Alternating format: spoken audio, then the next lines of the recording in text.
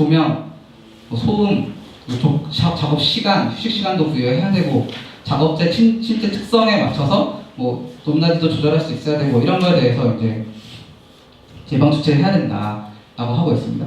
그래서 사실 저희 사무직이 가장 걸리기 쉬운 게 거북목 증후군 이런 게 걸리잖아요. 그래서 스트레칭도 자주 하라고 이제 말도 해줘야 되고 그런 것들이 다 규정이 되어 있습니다.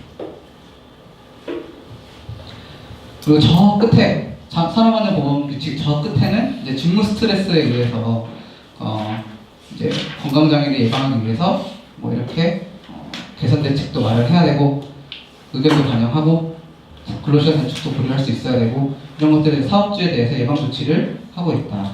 근데 여기서 이제 한 가지 이제 우리가 할 수 있는 게 근로자의 의견을 반영하도록 되어 있기 때문에 우리가 충분히 참여할 수 있다는 거죠. 우리가 이거를 사업주가 이거 너네가 해야 되니까 이거 우리도 참여해서 같이 하자. 이거를 좀 주장해 볼 수 있다. 이런 규정들을 어디다 규정하냐면 안전보건관리 규정에 이제 규정을 하게 됩니다. 여기서는 그 산업부 20조에 대해서는 뭐 관리조직과 직무 이제 앞으로 대표이사가 그거를 이제 이사에 보고하고 그런 절차가 이제 진행이 된다면 이런 게 거기에 담길 수 있겠죠. 그리고 교육도 뭐 안전보건관리, 뭐 사고가 발생했을 때 절차, 뭐 그런 기박의 사항 이런 것들을 이제 규정하도록 되어 있고 이 안전보건관리 규정에 대해서는 이것도 시험 규칙이긴 한데 작성 변경할 때는 산보위라고 해서 산업안전보건위원회에 심의 의결을 거쳐야 된다라고 하고 있습니다. 제가 이거를 말씀드리는 이유는 대부분 적용이 안 돼요. 금융보험도 300일 미만은 안 됩니다. 근데 그 시행규칙에 이제 뭐라고 나왔냐면 이렇게 소프트웨어 개발, 저희 IT 근로 조합도 있으니까 IT, 컴퓨터 뭐 이렇게 하고 금융보험업의 경우에도 300명 이상을 사용하는 사업장들은 이제 안전보건관리 규정을 작성해야 된다. 그렇다면 근데 이제 산보위를 만약 개최를 안 하면 못 하는 거 아니냐? 그래서 산보위도 똑같이 이제 이 사업장들에 대해서는 상시 300명 이상 사업장 같은 경우 이제 산보위를 개최해야 됩니다. 그래서 산보위 운영에 관련해서도 이렇게 나와 있는데요.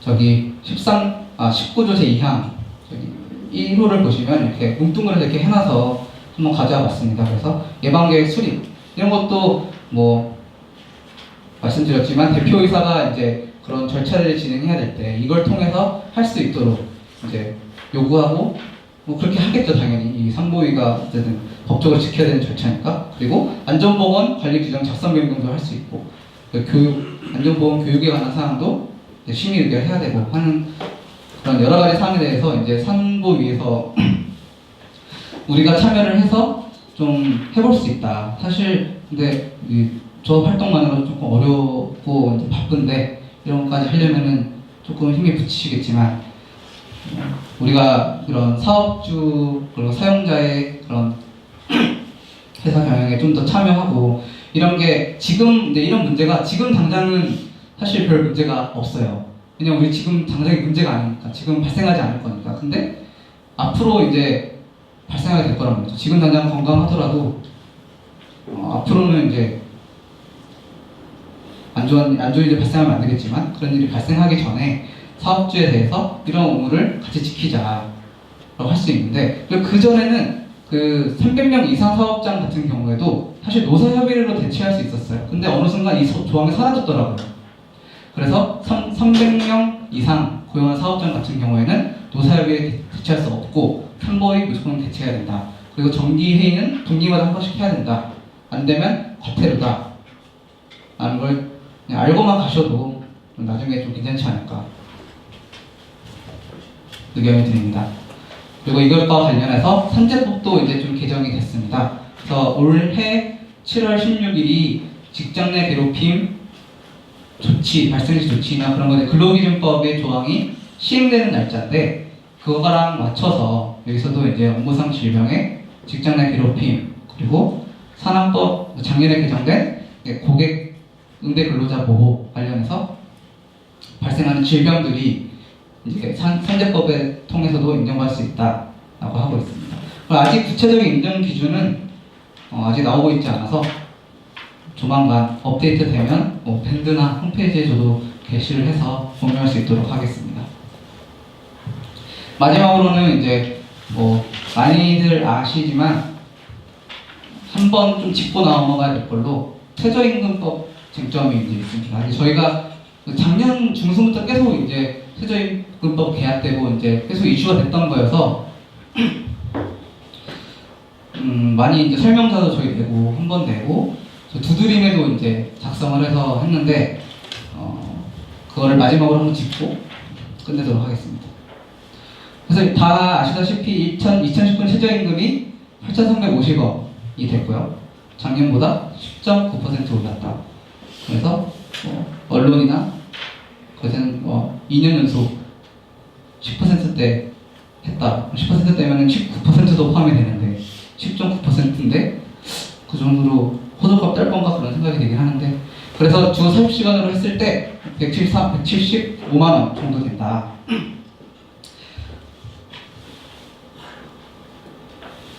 된다는 겁니다. 그리고 두 번째로는 계약이 된 게 최저임금에 포함되는 이제 산입 범위가 좀 넓어졌습니다. 그래서 그전에는 식대, 교통비, 상여금도 1개월 초과해서 지급하는 상여금 이런 것들이 죄다 빠져서 어떤 현상이 있었냐면 현대자동차 이런 이제 분들이 보면 연봉이 막 6, 7천 되시는데 최저임금 미달되는 분들이 생기는 거죠. 그런 이제 최저임금에 포함되지 않는 것들이 많아져서 그래서 그거를 좀 넣겠다라고 해서 이제 넣게 됐습니다. 그 내용들은 이제 그 처음에 법이 개정됐을 때는 상여금 그 밖에 이해 중하는 것 좀 뭉뚱그려서 이제 그런 것들은 포함된다 이렇게 해놓고 이제 식비, 숙박비 이런 것도 사실은 포함이 안 됐었는데 이런 생활보조, 복리후생을 위한 임금 다 포함된다라고 했습니다.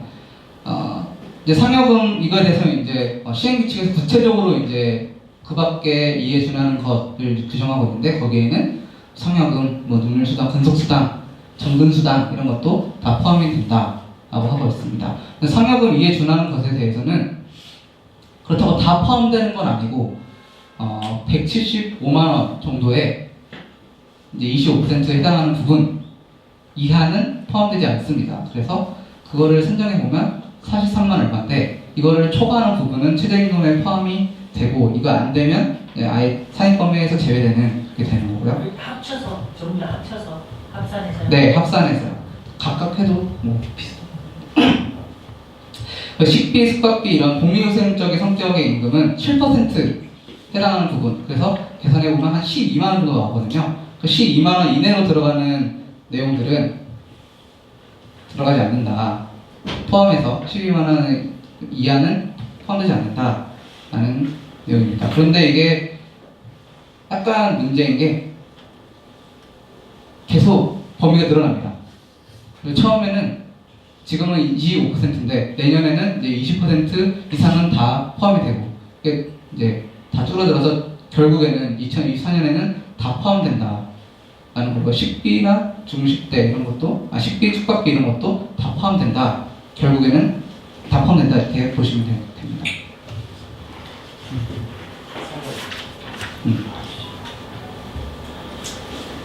그리고 가장 문제인 건 이거죠. 1개월 초과해서 지급하던 상여금을 매달 지급하도록 하는 거, 그거를 이제 변경하도록, 취업 규칙을 변경하도록 할 때 이거는 불이익 변경이 아니다 라고 이제 명시해 버린 거예요.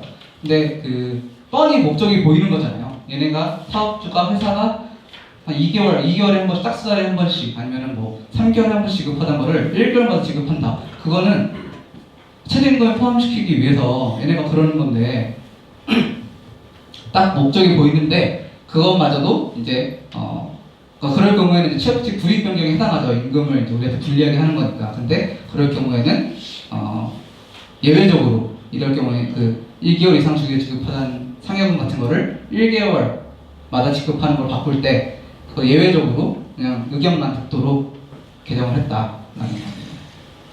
그래서 지금 저희 민주노총도 이걸 가지고 이제 또 더 싸우고 있는 거죠.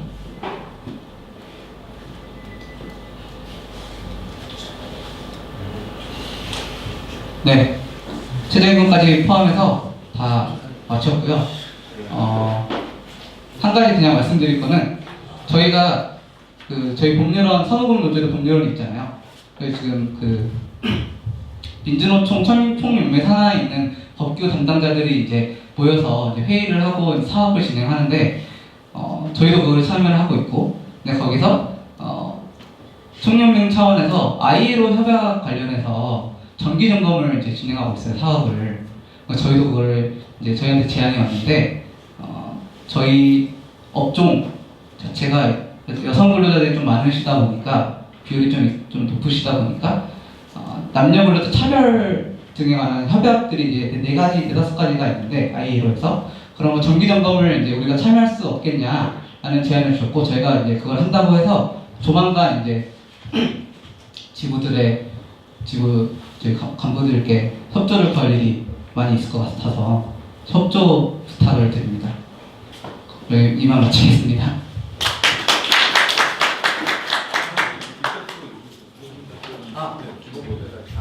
질의는 개인적으로 주시면은 15분 뒤에 또 강의 시작되는 거 되니까 개인적으로 주시면 감사하겠습니다. 재밌는 거 같은데?